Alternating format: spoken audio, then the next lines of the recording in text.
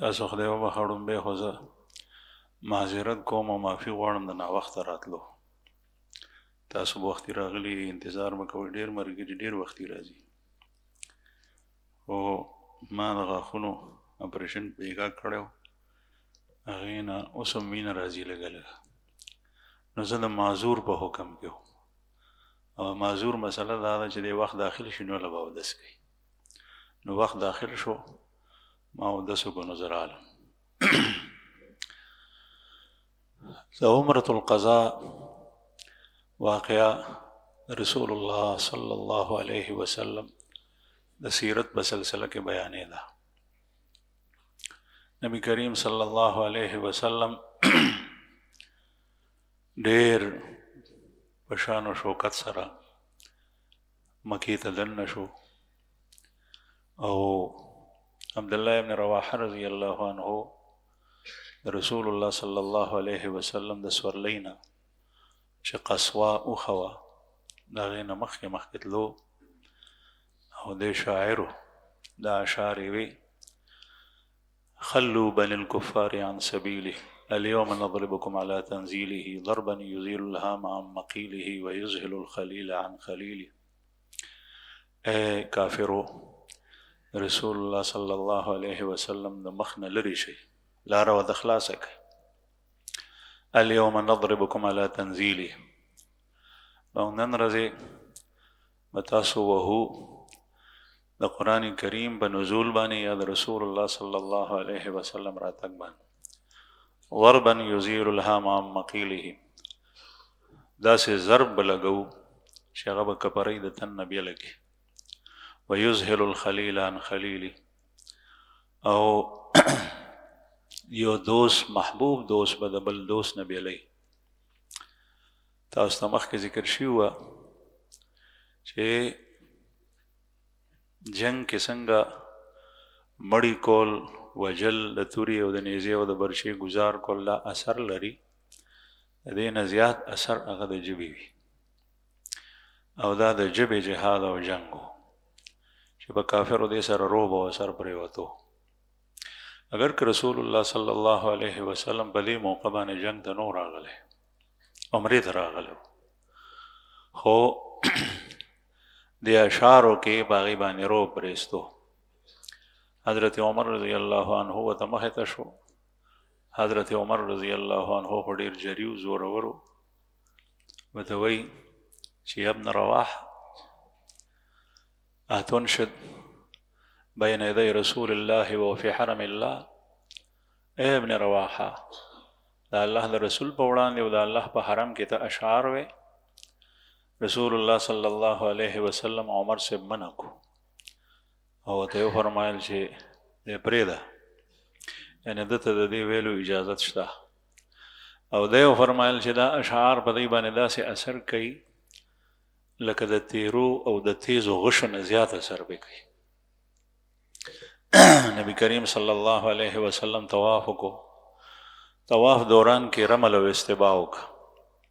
د مشرکینو چې څومره غټ مشران او سرداران د مکې، هغوی ورته مکه خالي کړي وه، او تلي و جبل قیقعان د پاسه ناست و. هلته نه یې کتل، تماشه یې کوله. د جبل قیقعان په څوکه چې کښېنو خانه کعبه داسې ښکاري لکه تلي کې چې، خو د هغه طرف نه د رکن یماني او حجر اسود ترمنځ دیوال نه ښکاري. رسول الله صلی الله علیه وسلم د صحابو په باره کې د مشرکینو خدشات، اندېښنې او وسوسې دا وې چې دا خلک کمزوري دي، دوی د جنگ قابل نه دي. د الله رسول الله او د الله پیغمبرو، د الله جل شانو د خپل پیغمبر سره په واسطه د وحی رابطه وه.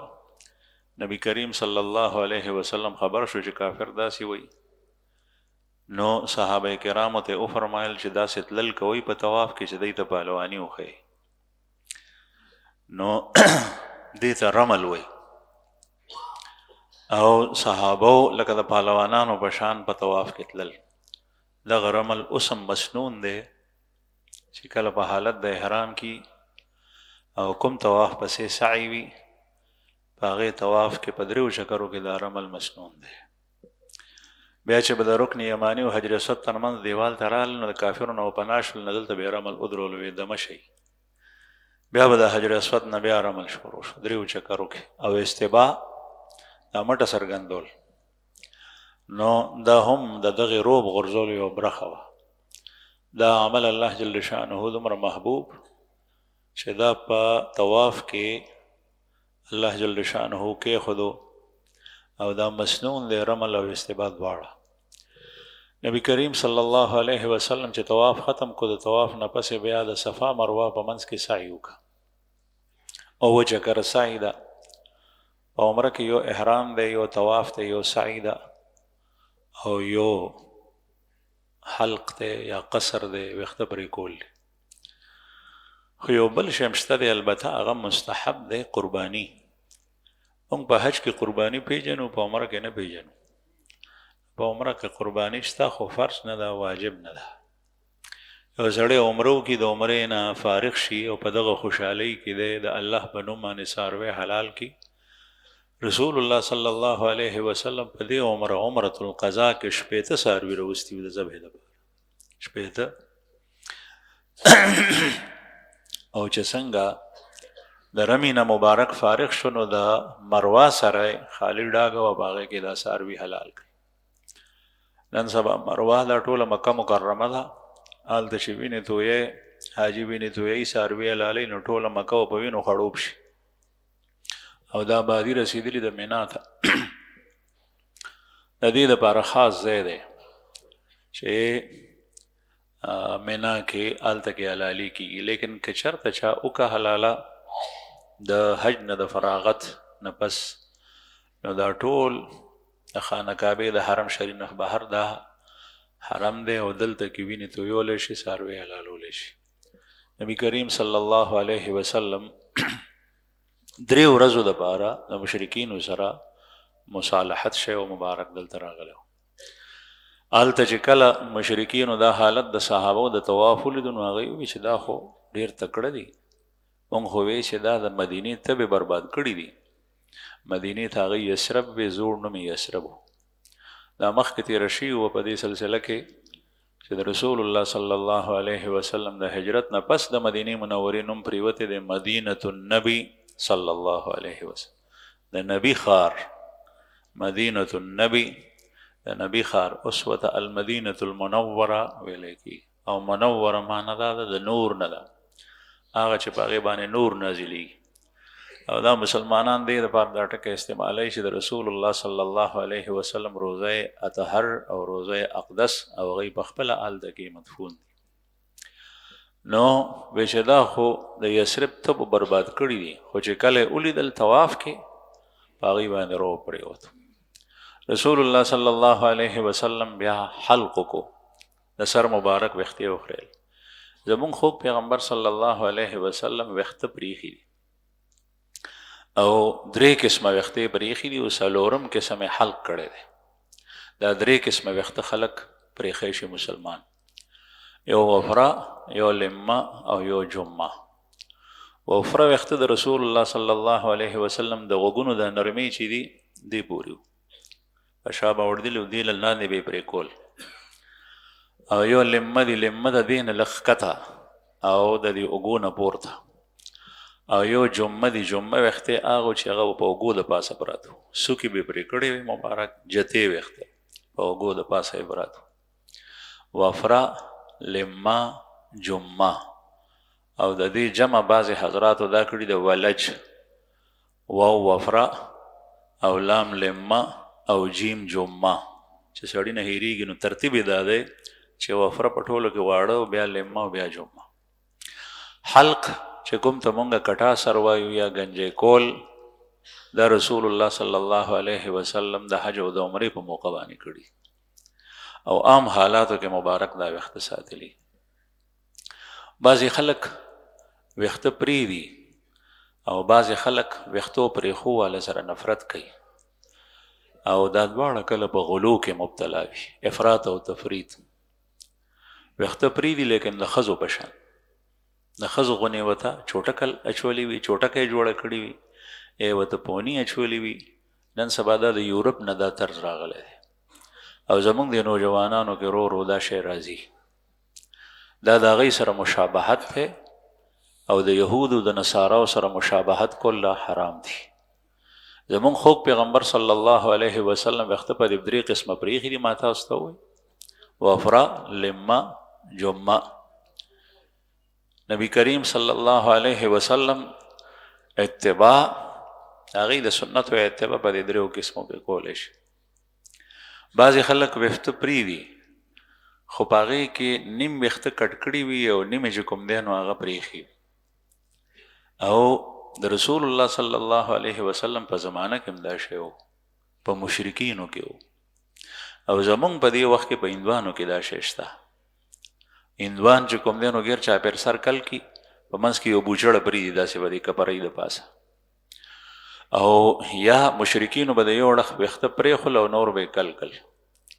رسول الله صلی الله علیه وسلم د دې نه منع فرمایله او دا به هغوی اکثر د ماشومانو سره کول. پیغمبر علیه الصلاة والسلام د دې نه منع فرمایل چې دا حرام دي. یا چې ویښته پرېږدې نو ټول یې پرېږده او یا چې ویښته کلی نو بیا به یې ټول کلی. زمونږ په وړوکوالي کې که ستاسو یاد وي دلته زمونږ په دې ملک کې انګریزي ویښته و. نایي ته به سړی لاړو نو چې هلک به هغه ورته وی سر راته انګریزي کوه، چې هلک به ښه و نو هغه به وی انګریزي ټکی به یې په خوله نه راوسته وی سر راته سم که، او هغه سمول به دا و چې ښکته په دې سټ او د دې غوږونو خوا وشه دا سڼې به یې ورته واغېښتې دا به یې کم کړل او په منځ کې به یې پرېښول. دا انګریزي سره دا هماغه رسول الله صلی الله علیه وسلم چې د کوم نه منع فرمایلی دا هماغه قسم کې داخل دی. دغسې بعضې خلک په سر د پاسه ویښته پرېږدي اړخونو ته والي، څه ورته وایي کټوره،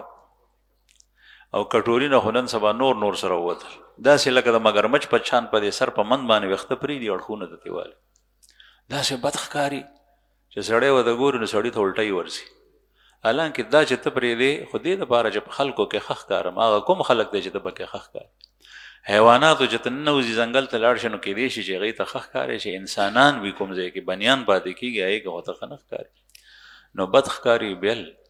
او د رسول الله صلی الله علیه وسلم د ارشاد مبارک نافرمانی بیله ده، نو دی په حرامو کې مبتلا دی. نو به هر حال بعضې خلک بیا داسې وي که چېرته چا ویښته پرېښي وي سنت او مسنون، نو بعضې علاقو کې چونکې د ویښتو پرېښو رواج نه نو ده ته بیا بد ګوري، سپک ورته ګوري. نو چې کله رسول الله صلی الله علیه وسلم سنت کې ویښتې پرېښي دومره دي، مثلا په دې اوږو د پاسه دي او جتې دي لکه د ښځو نه دي، یا د هغې نه بره دي یا تر غوږونو دي، نو بیا دته سپک مه ګوره، ځکه چې د رسول الله صلی الله علیه وسلم په اتباع کې به پرېښي. لکه بعضې خلک لنګ ته سپک ګوري. لنګ ته زمونږ په علاقه کې لنګ د عیب ګڼلی شي. نو لنګ که یو سړی د نبی کریم صلی الله علیه وسلم د سنتو په اتباع کې تړي نو هغه پورې خندا نه ده پکار. ته یې مه تړه،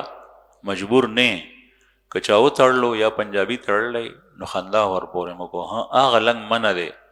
لکه ګوډې او زنګونونه یې پکې ښکاري نو دا لنګ نه دی، ځکه چې د ده عورت بربنډ دی. یا لنګ داسې تړلی دی چې دی په لاره باندې ځي نو دا زنګون او پتونان یې ښکاري او عورت یې څرګندېږي هوا سره یا ګرځېدو سره او تلو سره، نو دا حرام دي. ځکه چې ته د خپل عورت د ستر او د هغې د پټولو اهتمام نه کوې، دا حرامو کې راځي، د حرامو ارتکاب کې. باقي لنګ تړل رسول الله صلی الله علیه وسلم صحابو به لنګونه تړل، پتونان زنګونه دا ټول به پکې پټو، د ګیټو نه به یې لنګ پورته و. بعضې صحابه کرام داسې وو چې د غربت د وجې نه، هغوی د فقر د وجې نه پیسې به ورسره نه وې، کپړه به ورسره نه وه، نو بیا به یې دومره لنګ و چې دا ګوډې به یې پکې ایله پټې وې. مجبوري خو جدا شی دی. بیا به هم هغوی د عورت د پټولو انتظام کولو. د عبدالله ابن مسعود رضی الله عنه لنګ د فقر د وجې نه چې اوس ورسره ونه، کپړه ورسره نه وه، ډېر لنډ به په هغه کې نصف ساق دا نیمه پنډۍ چې ده دا به ټوله ښکته بربنډه وه ګیټۍ ورسره. حضرت عثمان رضی الله عنه سره پیسې وې او سره د غنا او سره د مالدارۍ او ثروت به د رسول الله صلی الله علیه وسلم په اتباع کې چې هغوی فرمایلو چې ګیټۍ بربنډې ساتئ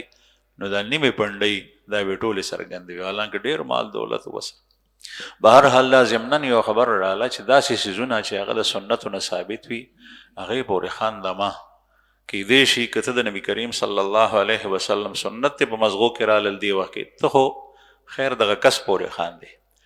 او که سنت و استظهار او تمسخر د چا په مزغو کې راشي او زړه کې دا وي چې دا سنت دی او ځکه ور پورې خاندې نو دې سره سړی د ایمان نه وځي ځکه چې ادنا سنت استهزاء او تمسخر دا کفر دی انکار د فرض کفر دی او انکار د سنت او د مستحب کفر نه دی لیکن خندا په سنت پورې دا کفر دی ټټوب ور پورې کول استهزاء کول تمسخر کول سخریه دا کفر کې راځي نو نبی کریم صلی الله علیه وسلم بیا د حج او د عمرې په موقع باندې دواړه حکمونه ارشاد د رسول الله صلی الله علیه وسلم شته قصر او حلق دی ته وایي چې په چاړه باندې وخت بالکل صفا کې تا حج وکړو قرباني وشوه وخت صفا کا او قصر دی ته وایي چې وخت کمې کا پرې کا څه پرېږده او څه واخله آخري حد چې هغه وخت به ته خامخا اخلې د دې ګوتې د دې بند دومره دی د ګوتې دا بند چې څومره دی د ټول سر وخته دا به دومره اخلې یا چې کله کم وي د څلورم سر اخلي نو بیا د څلورم نه کم بعضې خلک خراب ورکړي نو دې سره د احرام نه نوځي دا وخته په قصر کې دي زنانو دپاره قصر دی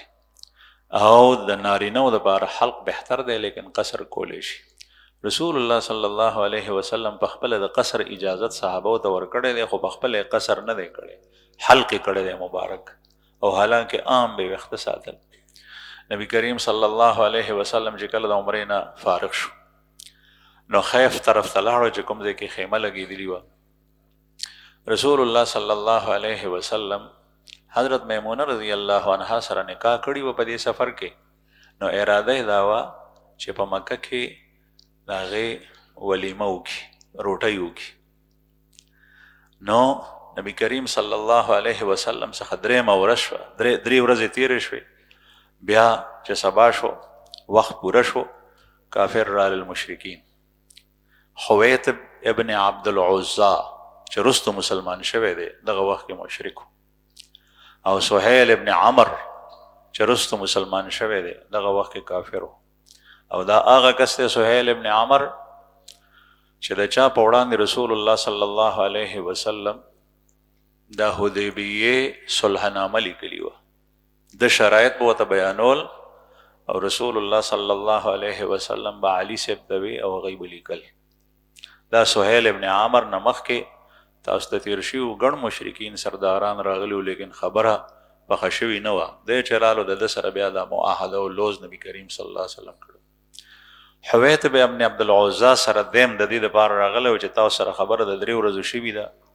اوس تاسو د مکې نه وځئ نبی کریم صلی الله علیه وسلم ورته وفرمایل چې زما اراده د ولیمې ده او زه تاسو په ولیمه کې شریکول غواړم تاسو هم په دسترخوان کې نوم تاسو ما سره شریک شئ د خوشحالۍ موقع ده دا به دلته کې وکړو او ولیمه د حضرت میمونه رضی الله عنها حضرت میمونه رضی الله عنها دا د عبدالله ابن عباس صاحب ترور ده د عبدالله ابن عباس صاحب مور نوم دی ام الفضل او دا د حضرت عباس رضی الله عنه ابن عبد المطلب چې د رسول الله صلی الله علیه وسلم په رشته کې تره دی دا د هغه بیبي ده ام الفضل نو د چاچی خور سره لکه نکاح کولو د چاچی خور سره نکاح کی رسول الله صلی الله علیه وسلم دې ته د نکاح پیغام چې استولی نو هغه د عمرې ته د راتلو په وخت کې استولی حضرت میمونه رضی الله عنها او دا د پیغمبر علیه الصلاۃ والسلام آخري بیبي ده د خوږ پیغمبر صلی الله علیه وسلم 12 بیبیانې وې ټولې ښه 12 بیبیانې په دې کې 11 چې دي نو هغوی باندې حد یقین دی د ټولو سیرت نګارو او تواریخ لیکونکو محدثینو چې دای بیبیانې وې په نکاح اغشتې وي البته دا یو چې و 12 نو دی کې اختلاف دی چې آیا دا وینځه وه او کنه دا منکوحه و نکاح وسره شي وه وینځې سره بغیر نکاح قربان کېدی شي او منکوحه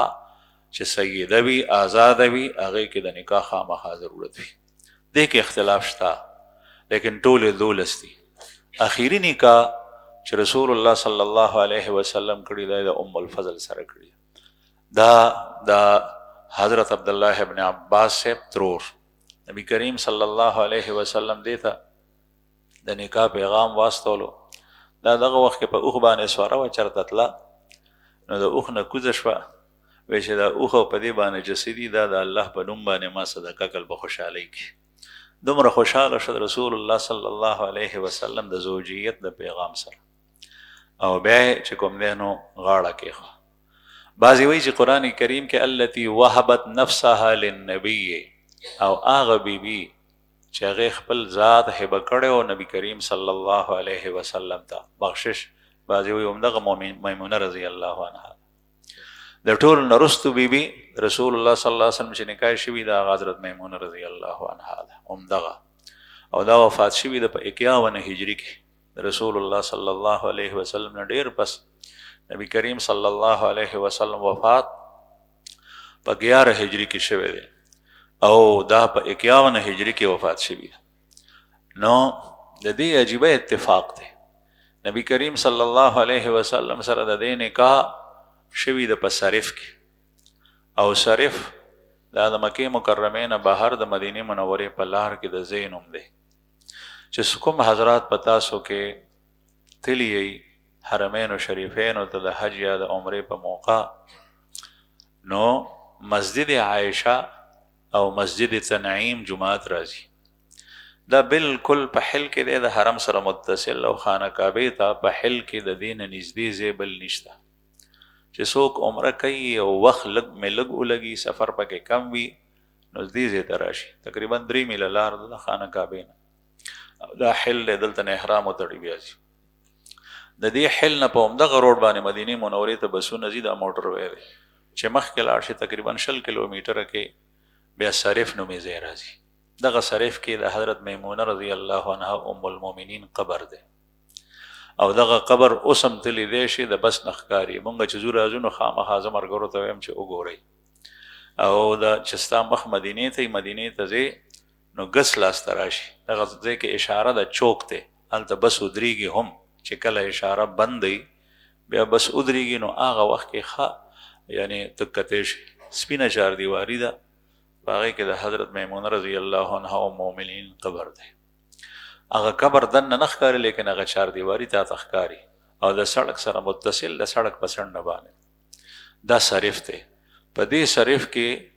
د حضرت میمونه رضی الله عنها رسول الله صلی الله علیه وسلم سره نکام شوي ده په دغه صرف کې حضرت میمونه رضی الله عنها زفاف هم شوی دی رخصتی چې کله واپس نبی کریم صلی الله علیه وسلم مدینې ته تلو په وخت کې په حالت د احرام کې نکاح وشوه او چې کله مدینې ته واپس شو صرف ته راورسېدو نو دلته کې رخصتی شوي ده د حضرت میمونه رضی الله عنها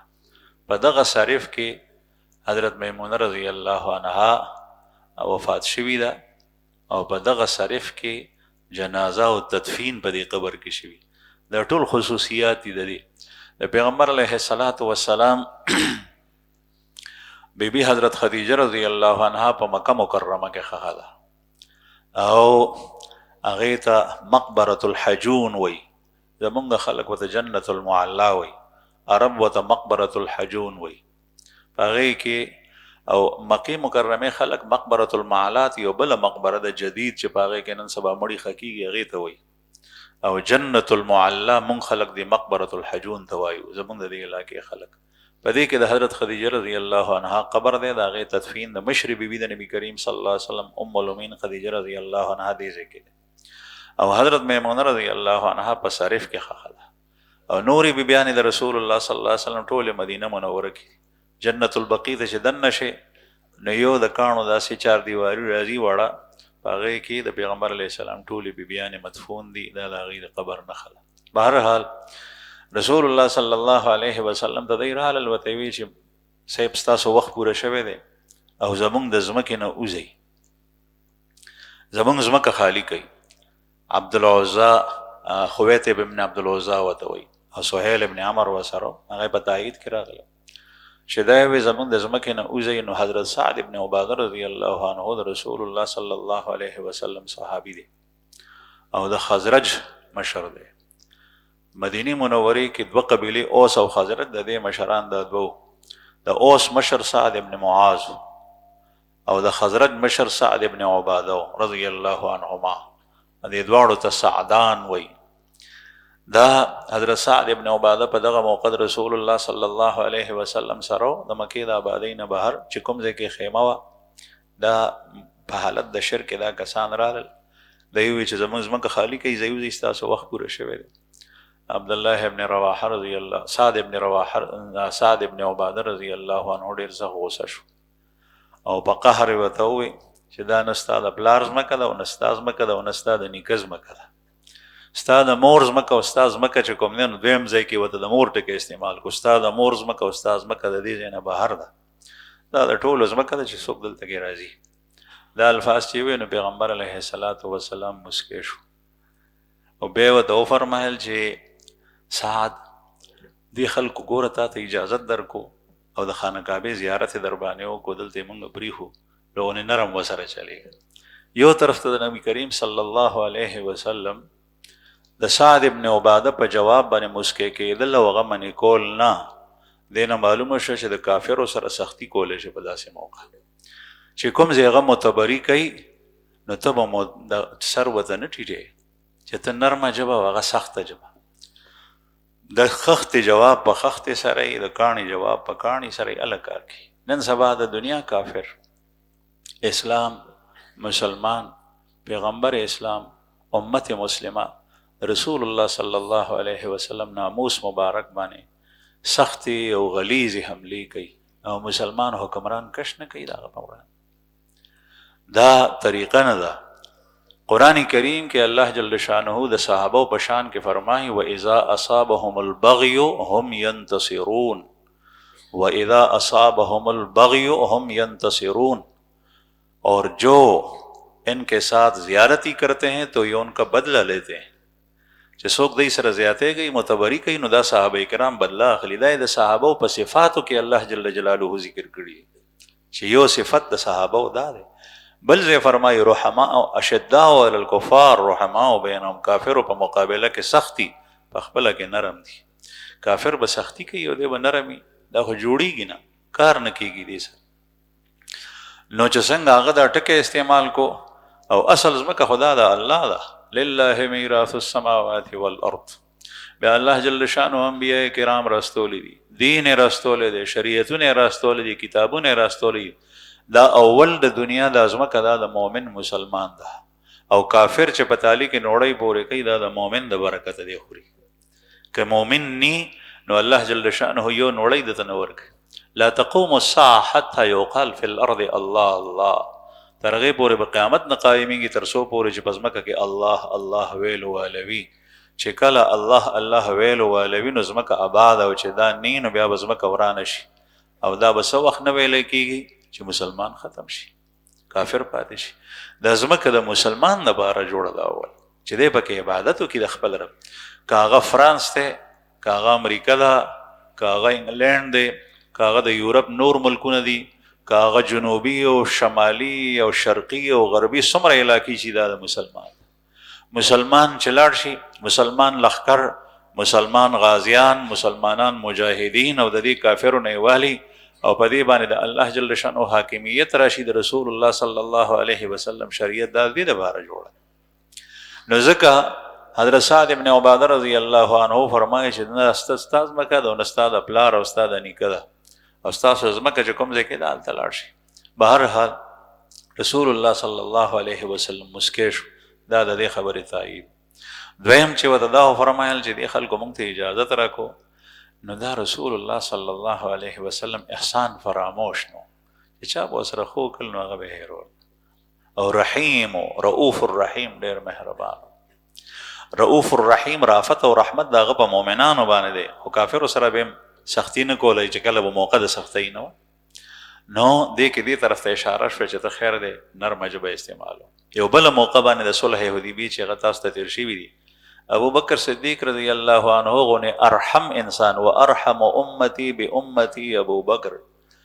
هغه کافر ته چې کله صلح حدیبیه کېده د هغې نه مخکې یو کافر ته دومره غټه کنځل کړي و چې مونږ یې نشو کولی او رسول الله صلی الله علیه وسلم باندې کړی بعضې یو کس ما نه تپوس وکړو یو پرچي راغلي وه چې ته په دې خطبه کې د کافرو ته دا دغه کې خیرې ورته کوې نو دا خیرې کول کافرو ته جایز دي مې د کافر سر پرې کول جایز دي او خیرې کول ورته نه دي جایز دا خو ناشنا خبره شو زموږ خوږ پیغمبر صلی الله علیه وسلم صحابه کرام بوتلی دي د هغې په مخ کې سرونه پرېوتي دي په میدان کې صحابه شهیدان شوي دي کافر قتلیږي خیره ورته نه شي کولی دې نه معلومېږي چې ستا د هغې کفر او شرک خوښ دی ستا ورسره څه ملګرتیا شته څه ګډ جوړ دی ورسره شته قرآن کریم کې خو الله پاک فرمایي ولا ترکنوا الی الذین ظلموا کافرانو ته او ظالمانو ته چې کوم سړی ظلم کوي او غټ ظلم دا شرک دی ان الشرک لظلم عظیم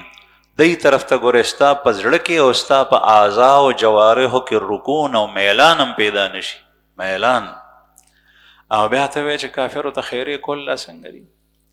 نو بهر حال دین هغه کافر مراد دی چې کوم کافر امت مسلمه ته اسلام ته رسول الله صلی الله علیه وسلم دین او شریعت ته کنځلې او سپک او په مسلمانانو باندې حمله کوي او په دې ځمکه د مسلمان پرېښول نه غواړي هغه کافر رسول الله صلی الله علیه وسلم ورته وفرمایل چې زه ولیمه کول غواړم او تاسو ما ته دومره مهلت راکړئ چې زه روټۍ وکړم تاسو هم پکې شریک شئ په ولیمه کې هغوی ورته وی نه مته پکار نه مو ولیمه پکار ده تاسو وځئ دلته نه ځای خالي کړئ نبی کریم صلی الله علیه وسلم صحابه ډېر سخت په قهر ویې فرمایل چې نه ځئ چې ځو زمونږ ورسره معاهده شوي ده 3 ورځې هغه وخت مونږ پوره کړو هلته روان شو نبی کریم صلی الله علیه وسلم ابو رافع رضی الله عنه پریخو حضرت میمونه رضی الله عنها بیا راوله او په خپل مبارک د حرم نه ووتو صرف ته لاړو هلته حضرت میمونه رضی الله عنها راورسېده او هغه ځای کې نبی کریم صلی الله علیه وسلم چې کوم روټۍ کړي ده هلته یې کړي ده زفاف شوی دی هلته بیا او دغه حضرت میمونه رضی الله عنها بیا په وروستو موقع چې تاسو ته ما ذکر کړل 51 هجري کې مکې مکرمه کې وه دلته بیا بیماره شوه ناجوړه شوه رسول الله صلی الله علیه وسلم نه اورېدلي وی ما د دلته نه وباسئ ما صرف ته بوځئ د مکې مکرمې د آبادۍ نه راوویسته او صرف ته چې کوم نه راغله باقي بیماري چې څه وه دلته یې تېره کړه او دلته کې وفات شوه دلته کې قبر او دلته جنازه او دلته کې تدفین شي نبی کریم صلی الله علیه وسلم د عمرة القضا نه مدینې منورې ته لاړو په عمرة القضا کې رسول الله صلی الله علیه وسلم سره 2,000 صحابه تاسو ته مخکې ذکر شوي پیغمبر علیه السلام اعلان کړو چې کوم 1400 علی ما به الاختلاف یا 1502 قول صحابه کرام هغه په مخ کې په حدیبیه کې وی هغه خلک به خامخه ما سره ځي هغه کسان پاتې شول چې کوم وفات شوي یا شهیدان شوي د خیبر په موقع نور ټول هغه صحابه نبی کریم صلی الله علیه وسلم سره او نور د هغې نه اضافي صحابه کرام د ټولو تعداد 2,000 په دې کې د حضرت خالد ابن ولید رضی الله عنه رور خالد ولید ابن ولید چې د هغه نوم ولیدو د پلار د نوم په شان هغه مسلمانو صحابیو د نبی کریم صلی الله علیه وسلم او تر اوسه پورې خالد ابن ولید لا اسلام نو قبول کړي نو دی چې کله نبی کریم صلی الله علیه وسلم د عمرة القضا ته په 1 هجري کې رالو نو د خالد ابن ولید د نورو مشرکینو سره بهر د مکې نه وته دیم بهر وته او داسې ځای ته تللی و چې روپوش شوی او پټ شوی و وی چې مخې ته یې نه راځم نبی کریم صلی الله علیه وسلم تپوس کوي د ولید ابن ولید نه د خالد ابن ولید د رور نه چې خالد نه ښکاري ورته وی چې یا رسول الله ما هم نه دی لیدلی ګرځم ورپسې وی چې عجیبه سړی دی دومره هوښیار سړی او داسې عقلمند او زیرک او دی د اسلام نه څنګه پاتې دی نبی کریم صلی الله علیه وسلم چې دا الفاظ وی کاش د اسلام قبول کړی وی دا د لپاره ډېره زیاته بهتر وه او د چې اسلام راوړی دی او موږ په ډېرو موقعو باندې د نور نه مخکې کولو ډېر ذی استعداد کس دی او ډېر هوښیار او ډېر عقلمند دی دا تعریفي کلمات چې وی نو دا خو ولید ابن ولید هغه هم نو لیدلی نو هغه ورته خط پرېښو ورته وی چې نبي کریم صلی الله علیه وسلم ستا په باره کې ما نه تپوس کړی چې خالد ابن ولید څه شو ته چېرته ما ونه موندې او ته ګوره دومره هوښیار سړی تا ته الله جل شانه عقل درکړی دی او بیا د اسلام صداقت د اسلام هغه پاکي هغه په چا باندې پټ او مخفي نه ده چې دین اسلام کې څه خواږه الله جل شانه ښي څومره صداقت دی په دې دین کې دا هم په چا مخفي نه ده او بل طرف ته ستا عقل څومره عقل دی وعقلک عقلک او ستا عقل دی یعنی ستا د عقل په شان د بل چا عقل نشته دا د ولید ابن ولید الفاظ دي د خالد ابن ولید په باره کې دومره هوښیار سړی بیا د اسلام نه لري دا خط یې ورته ولیکو هغه یې پرېښو حضرت خالد ابن ولید رضی الله عنه واقع رستو بیانوي وایي چې ما ته ضرور دا خط رالو د دې نه مخکې د اسلام په باره کې زما په زړه کې به کله کله یو رڼا راپورته شوه د ډېر مهمات داسې کړي دي چې ناشنا جنګونه په هغې کې مړانې کړي د کفر په زمانه کې دی وایي چې کوم یو جنګ کې به زه د رسول الله صلی الله علیه وسلم سره د صحابو سره وجنګېدم او بیا به زه واپس رالم نو ما د خپل ضمیر به زه ملامته کړم ما ته به یې چې ستا د دومره خوارۍ یو څه فایده د کفر شرک په زمانه او ما ته به د زړه و ضمیر به راته وی چې ګوره دا ستا هر څه عبث دي د کافرو دا هر څه عبث دي بیا چې کله صلح حدیبیه وشوه په هغې کې چې لاسلیک وشو د مسلمانانو د مشرکینو ترمنځه نو په دغه موقع باندې خو ما ووی چې زمونږ خلکو قریشو خو هر څه پیغمبر علیه السلام یادولو چې دته ورکل ځکه چې دا بیداد دی چې ورسره روغه کې دومره کمزورتیا ده بیا ما دې ته وکتل چې نجاشي د حبشې بادشاه رسول الله صلی الله علیه وسلم باندې ایمان راړو او دې سره سره چې کوم دی نو بیا د پیغمبر علیه السلام مرګرو ته او صحابو ته ځای ورکوي هلته یو بادشاه ته متاثر دی ما ته دې زړه وي چې یو ورځ به دغه پیغام دی غالبیږي او دا هر څه به د ده په قبضه قدرت کې راځي نو وی چې کله ما ته دغه ورځې شپې وي چې دا زړه مې یو ځل داسې تنګ شو وی ما وی چې یا خو داسې کوم ځم روم ته او د رومیانو بادشاه قیصر روم څخه به لاړ شم نو هلته به یا یهودي شم او یا به عیسایي شم ضد زمایي کې ځکه چې ټول عمر جنګونه شوي د مسلمانانو سره دوی ته به څنګه مخامخ کېږم یا بیا داسې حکم چې په دې خپل علاقه کې دلته کې پاتې یم ګورم چې د الله جل شانو د طرف نه څه کېږي خبره څه ښکاره کېږي بیا به هغسې عمل کوو وی دې سوچ کوم چې ناڅاپه ضرور دا خط ماته رالو چې دی د عمرې نه واپس تلل او خالد ابن ولید ته دا خط د چا په لاس باندې ورسولو هغه چې وکتو دی وی چې با زما زړه کې راغلی چې بس دې نه پس نورې ورځې شپې مه تېروه او زه چیز او بیا رسول الله صلی الله علیه وسلم چې زما په باره کې کوم تپوسونه کړي وو په هغې باندې زه ډېر زیات خوشحال شوم دی رالو صفوان ابن امیه چې د امیه ابن خلف زوی دی دی مسلمان شوی دی وروستو دغه وخت کې لا مسلمان نه دی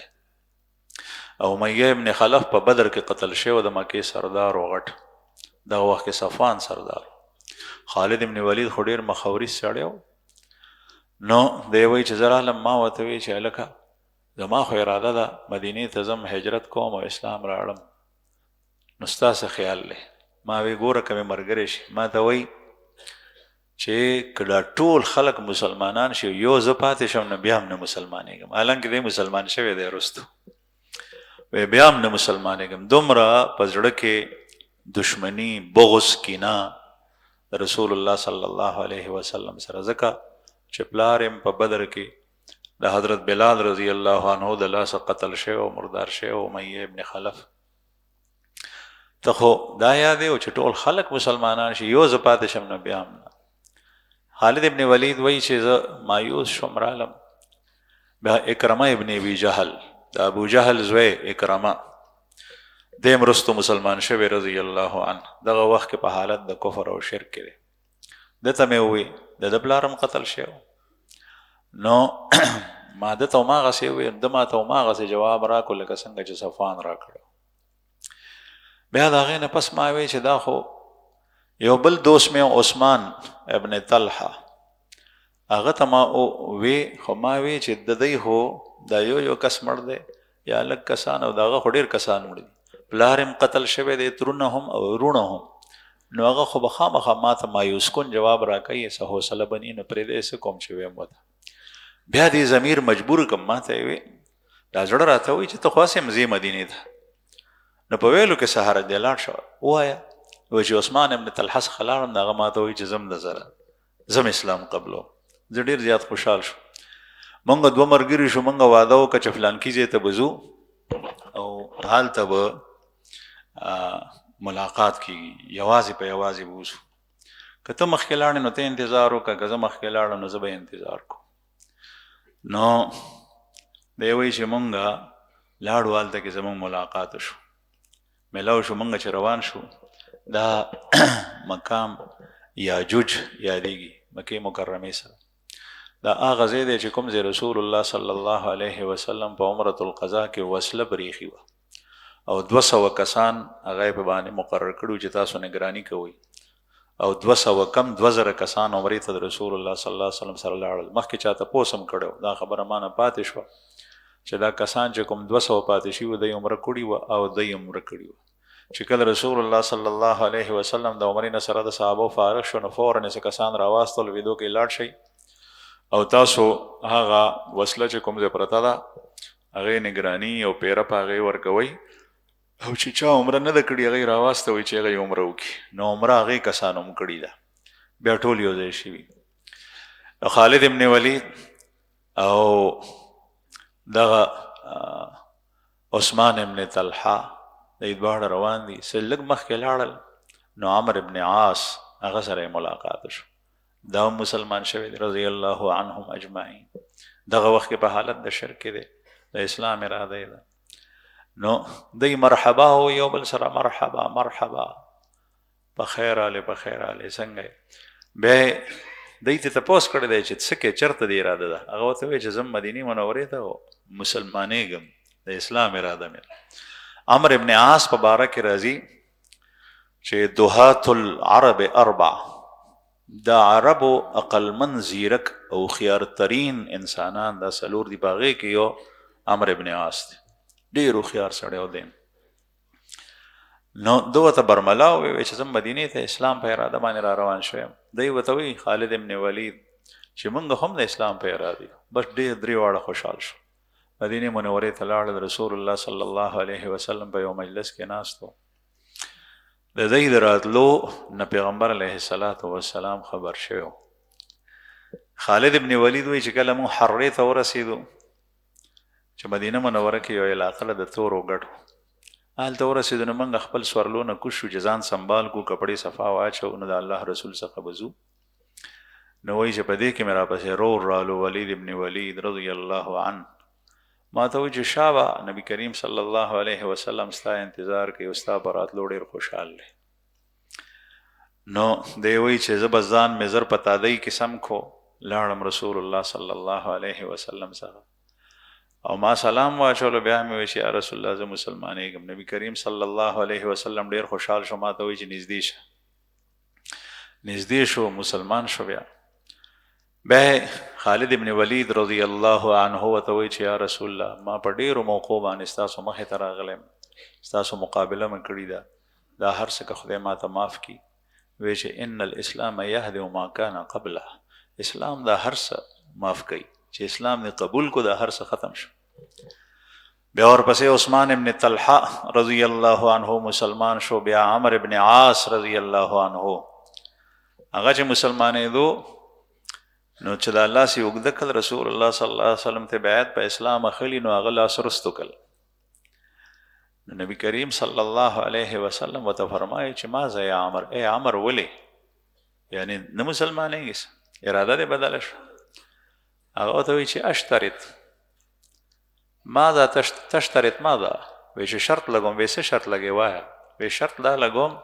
چې ما ډېر قتلونه کړي دي او ډېر غټ غټ ګناهونه مې کړي دي صحابه کرامو سره جنگونو کې د دې نه علاوه که چېرې دا ټول ګناهونه خدای ما ته معاف کړي نو له مسلمانېږم رسول الله صلی الله علیه وسلم فرمایل اما علمت یا عمر ان الاسلام یهدم ما کان قبله وان الهجرة تهدم ما كان قبلها. اے عمر تا ته دا پته نشته دی چې اسلام نه مخکې چې انسان څومره غټ ګناهونه کړي، کفر او شرک، دا هر څه معاف کیږي، او هجرت سره هم دا معاف کیږي. نو ته اسلام هم راړې او هجرت هم تاسو کړی دی، دا هر څه معاف دي. بیا د رسول الله صلی الله علیه وسلم په لاس کې لاس ورکړل، دا دواړه مسلمانان شو رضی الله عنهم اجمعین.